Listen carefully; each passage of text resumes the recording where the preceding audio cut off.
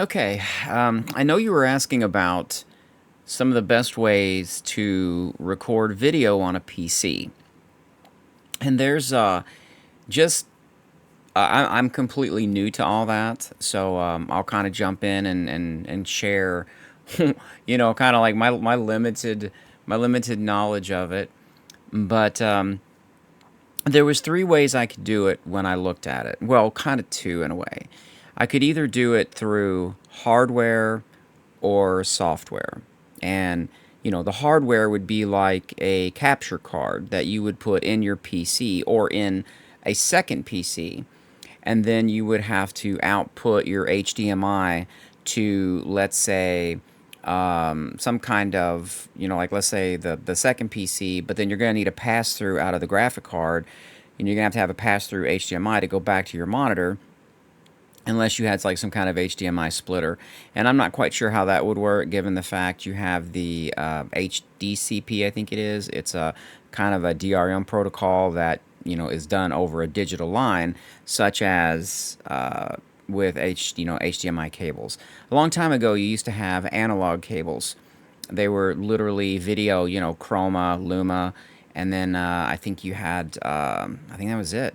I think you just had a couple lines that would carry like color, luminosity information, and then you had DVI, which tried to separate the channels, and it separated that from audio, but it still wasn't. You couldn't put DRM onto that signal, and then they came up with HDMI to where you could have DRM level control in the hardware of the device, such as the TV, the PlayStation, things like that, and then you could transmit digital data over your HDMI. So, I'm sure you know all about the cabling and stuff, whereas analog is susceptible to interference, which, literally distorts the image you're looking at, where digital does not, as long as it doesn't drop below a certain value threshold, electrical level, voltage, if you want to call it that. Okay, so this right here, this video right here, was recorded using this software. This came with my graphics card. For short videos and things like that, I kind of tend to think this is the best. It's very quick and easy. You can create with this software. You can literally create little short video clips that you could use with video editing software you have to put these together into, to kind of direct how you want your video to be seen. You want to direct the flow of that video, those images. And I think I have something like Video Director. Let me see. I think I looked at Power Director. I think I have like Power Director, but there's also DaVinci and other things you can use. YouTube has something where you can add timestamps, things like that, once you upload it. But we'll talk about, I'm going to talk about just the video itself. So this is the easiest way. To me, this is the most lightweight option available, is what comes with your graphic card, because it more than likely is already installed on your computer. And for me, which I have AMD, I just simply go to record and stream, and then I've got these sub-menu options: record, live stream. And I can stream live with this. I've never done it. And the one thing that I didn't mention is I have streamed over Discord, and I was able to stream and receive streams over Discord. And Discord works nice as well. I don't know if it'll multicast, I don't know if a person has to be logged onto Discord in order to see it, whereas YouTube, I don't even think they really need to be logged into YouTube, or I don't know about Twitch. I don't use Twitch or anything like that, but I know that with YouTube, you just need the link, and then when you go to that particular, when you go to that particular link in your browser, it takes you to YouTube itself, which you don't have to be a member of to view the video. And you can literally see what's going on like a live broadcast. But I'll kind of talk about that one next. But with this is probably the easiest and most lightweight. Your videos can get large if you don't have a lot of storage space on your computer. If I notice you want to record gameplay, so with gameplay, me personally, I would recommend streaming it to a platform, because it doesn't really store anything locally. So if you're playing a game for an hour and your video is 100 gigs of data, then it streamed that 100 gigs of data straight up to a server.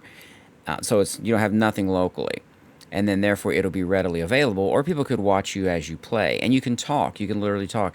You can have overlays to where people could type in text, like you would see on YouTube, where the Let's Play videos, where people are kind of typing things in, and you can kind of read the replies and all of that. But this software right here is back to this one. This one is really the most easy to use. I've never used Scene Editor. I've never used this. The only thing I really did with settings is I'll go into settings here, and I will tell it where which microphone I want to use, which I've got a wavelength USB. It's kind of nice because you just tap the top of it and it can mute it and unmute it. It's pretty nice, and it's got pretty good quality. Software would be over here. I believe this is it. See, you can see over here where I'm talking, and you can add different effects to the channel if you want. I don't really, or to the the sound channel, the audio channel. I don't do much with it. I just needed something where I could. It was easier for me to record videos. It's way easier for me to record things and to talk about it than it is to type it in, because a lot of times I think as I'm going. And as I'm typing, I'll actually start thinking faster than I can type. And then when I go back and read what I typed, it literally makes no sense. But that being said, this is the way you could do it, the easiest way possible. And then you could load once your video is done. Once I go over here, I just click start, and I can mute my microphone with this. There's no camera involved. I do have a webcam, but I don't use it. I don't think I necessarily disabled it, but it's there. I just kind of I'm a person that likes to have little, I'm a tech person, so I like to have little toys around that I might want to, combine with different features or different things, just to play around with it, but not do anything major or serious, nothing like that. But yeah, that would be the easiest to me. You just start, click stop, and you're done. And you can see that we're 7.5 minutes in. And when this is done, it's going to put this file over here. It puts it in a certain folder, which is over here. And depending on whether it is, I think it's Fallout 4 is running, it'll put it over this way. So these are all the videos that I kind of record. It'll put it over here in this direction. Or it will put it over, if I'm playing Fallout 4 or whatever game I'm playing, it puts it over here. It'll fall in this category. And then I just go over to YouTube, and then in the creator section, if you go over to it's over here. I'd have to bring this up. I would have to go over here to, let's say, this account, and then we would go to YouTube. And then this is because I'm gonna upload them to YouTube anyways, because this is where I link it. And then I would go into create, upload video. And then from here, this is where I would actually either drag and drop. I can drag one of these over here. I can select and load, or I can click this. But you can see the videos that I've uploaded. And then that's that system. That's probably, to me, pretty much the easiest. It's the most lightweight. Software should already be on your system, and you should be good to go with that. With OBS is this. No, not that one. Where are you at, OBS? I know he's in here somewhere. Here we go. So this is OBS right here. And I've never used a broadcast platform other than, let's say, trying to record a video that I can upload, or to literally say, hey, this is the actual gameplay I'm doing, and you can literally see, hey, this is the problem I'm having. You can see when it occurs. But with OBS, if you notice here, you have different elements that make up the video. And each one of these, this is a screenshot I took from one of my games, and then I just went online and I grabbed a Fallout 4 image, and I used GIMP to literally add an alpha channel to it to remove the background colors, just literally cut, and then I can paste it on to the actual screenshot. I can add these elements, these different graphical elements to a screenshot. Here you have the ability to, in this, you have the ability to add a source. So that image I created in GIMP is actually a source. That would be like coming soon. And then you have the ability to toggle it on and off. So in other words, if it's toggled off, then whatever consider this like a layer. Consider this like layers of glass. If you're a graphic artist, consider it like a layer in GIMP. It's like a clear sheet of glass, and each sheet of glass can have an image, a source. It can be your video camera, your webcam. So you've seen people have little images like this, and they'll have a little picture of themselves, and you can have a chat box. That's another source available to broadcasting software like this one. This one was free, so I didn't want to invest in anything that I wasn't really going to use on a professional level. So I thought, okay, I'll just give this a shot. And given all the things that I'm usually tied up in, I do not have time. I wish I did. It's a blast. It's a lot of fun to get on and share things, and yeah, just communicate with others. To me it's really rewarding. So I just don't have all that kind of time. I wish I did.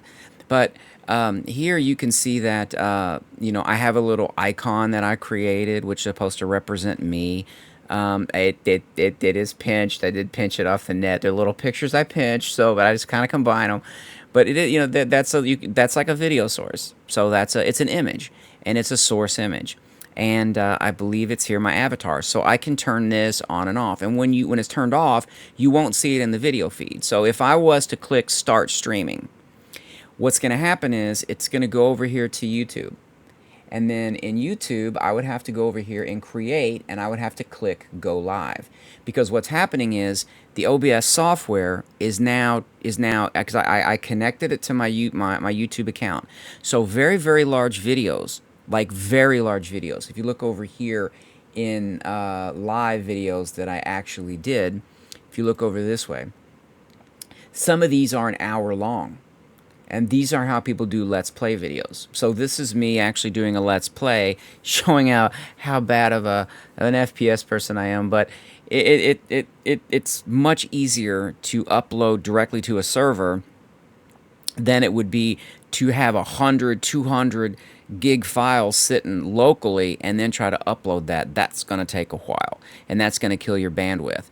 But if you do have the bandwidth, you can stream directly to YouTube. Now, while you're streaming, if I was to hit stream and then click Go Live, it'll connect to my YouTube. So what's happening is my local software here, this software right here, is now streaming video up to YouTube, and I've linked it to YouTube. So you have to get a little key from YouTube. It's nothing complicated. It's all right here in your YouTube account interface. You just simply say, okay, I'm gonna stream 1080p. So it'll say here's the key to use for that. I'm doing 1440p, so it behooved me to get a different key because I believe it goes to different servers, and then different servers has different levels of processing. So the higher, like 1080p servers are more optimized for 1080p. Now this is just me looking at it externally based on the fact there are different servers, and you have to get a different key for the resolution you're using. And 1080p servers are better optimized for 1080p. 1440 would be something different. It would be optimized for 1440p.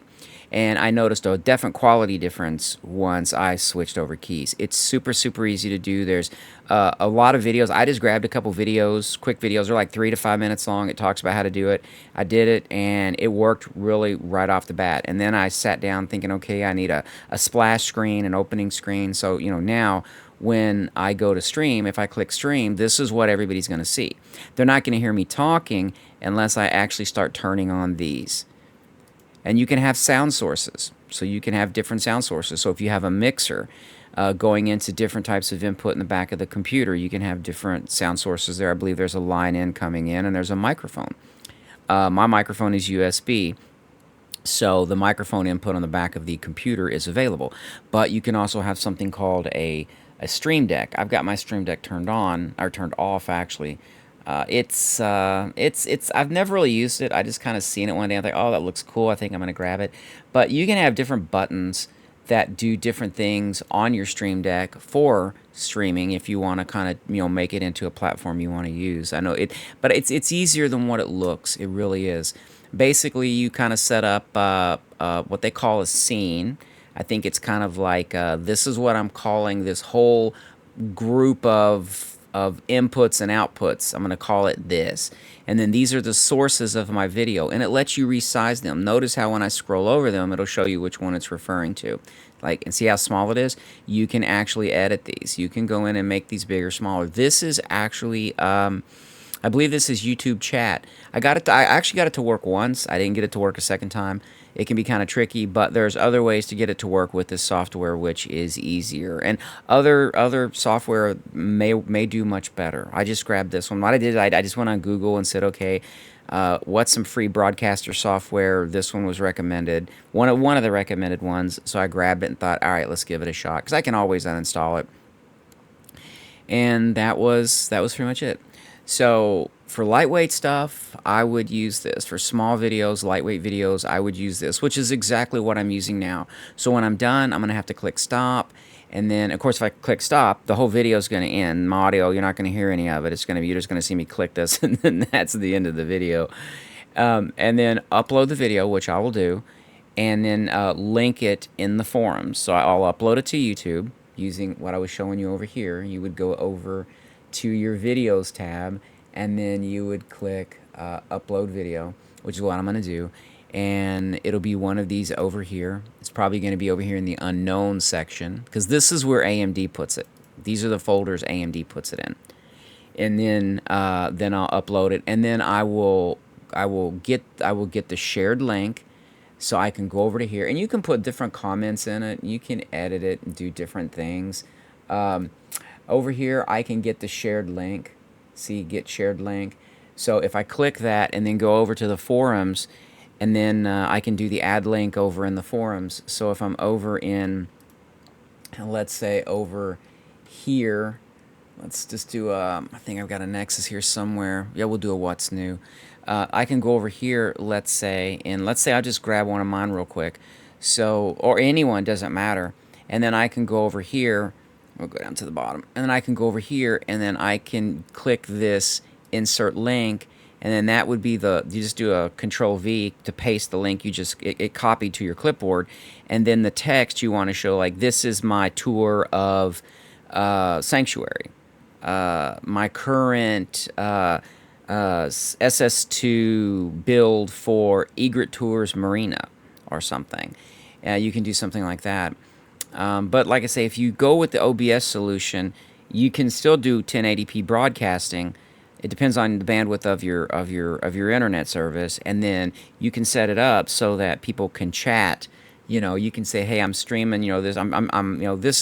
This is my time to show all of my builds. I'm literally going to show off all my builds, and then you can literally take a tour of each individual build." And you can actually see people commenting, because they'll be watching the YouTube video and they'll comment. And I only got that to work once. It did work just fine once, but I haven't really played with it. I haven't really, like I said, I don't really do that on a regular basis or like a professional basis. So I couldn't really tell you how that would work. I know how they set it up, but there's supposed to be an easier way to set it up. But it required a couple more accounts. I think it was one more account, which wasn't that big of a deal, but and I think it's all XML language, but don't quote me on it. So, but yeah, that's what I would. Those are the two options I would honestly take. To me, they're both free. You should have this one here, and then this one is kind of, like I say, super easy to set up, and yeah, and you can literally, and it's fun. It really is fun. Believe it or not, it's fun. I know a lot of times when people start talking, especially over when they start talking to what they would consider to be a group of people, it seems to be very difficult. It's almost like they feel like things are closing in on them, even if they're just talking on a microphone at home. It really feels like things are closing in on them. Like, oh my God, I've just stepped into some kind of invisible space and I feel, threatened in some way, and I think a lot of that is just, again, I know I'd mentioned it before, but it's just being human. That's what we have a tendency to do. We have a tendency to stay within ourselves a lot. So to share or to open up that door, in one's own mind, to literally say, I want to speak to others. I want to share with others. It's a step. It definitely is a step to take, but I can promise that it does get much easier. If you go back and you listen to any artist, it doesn't matter who they are, or any YouTube video person, it doesn't matter who it is. When I first started, my voice was tighter, my throat was tighter, because I was like, oh my God, you're really self-conscious of, like, how do I sound? What's somebody gonna think? Am I actually saying the right thing? Oh my God, did I just embarrass myself and didn't know it? And you realize it doesn't matter. Those things don't matter, because people don't really pay attention to that. They really and truly don't. And you learn to focus more, and then you get to where you can focus more on the message, what you're trying to communicate. Hey, this is my build. This is how I put power to the settlement. This provides work for my settlers, and it's a nice way to share and to get good positive feedback, from everyone else. Because a lot of times we're afraid to share something because we're afraid of how someone might critique it, or somebody might not even pay attention to it at all. And then somehow, for some reason, we people have a tendency to equate our own personal values, or how we value ourselves, with how others value us. But that's so untrue. It's absolutely untrue. As an example, you could be the absolute best artist on the planet. You could draw fantastic or have the best city plans ever created. And to you, it's absolutely amazing. But to somebody else, they'd be like, well, I don't need that, so I'm not even going to pay it any mind. And then a person might say, well, that means my plan isn't good enough. And that's absolutely untrue. It doesn't apply to what that person's needs, or what that person was looking for. But it still doesn't devalue what a person does, if that makes any sense. And I think that's the hardest part of it. Because if you think about it, all of us sit around all day randomly talking about different things.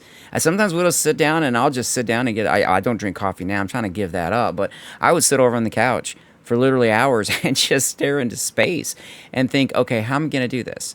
And then I'd grab a piece of paper, write something down, just as though there's 30 people around me and I'm literally just having a conversation with 30 people. And then I would sit it down and say, you think to myself, yeah, that's not going to work. And then I would get up and literally say out loud, well, wait a minute, I can do this, and we do that all the time anyways. And everybody does that. So when we have a tendency to do that around others, it makes us feel conscious. So other people are the ones who made us feel that way. We didn't do that to ourselves. So once you realize that, then, you realize you don't have to worry what someone else thinks. All right, well, I don't want to make this too long. But yeah, that's what I would do. I would actually I would use this over here for Lightweight and OBS for broadcasting. But if you need, I love talking. So if you need anything else, just holler, and I'll see if I can throw something together to try to help out. So look forward to seeing some of your city plans. I love. It's great. I know I can't stop talking. It's great because it's so nice to be, you're wrapped up into something. If I'm wrapped up into all of this stuff, this code and this stuff, and it's nice to take an entertainment break, to see what somebody else has accomplished, to hear someone else's voice, to literally say, wow, it's I don't know how to explain that, but it breaks that monotony, I think, of what people do. So I would encourage you absolutely to do it, and just to have fun with it and share it. And and you will find out, the more you do that, the better you'll get. I'm gonna throw this last part in. I used to tell people a long time ago when it's like a fighter, right? And I'm not. It's not a masculine or any kind of thing. It's just fighting. So in fighting, you have at one end of the thing you have offense, and then at the other opposing end you have defense.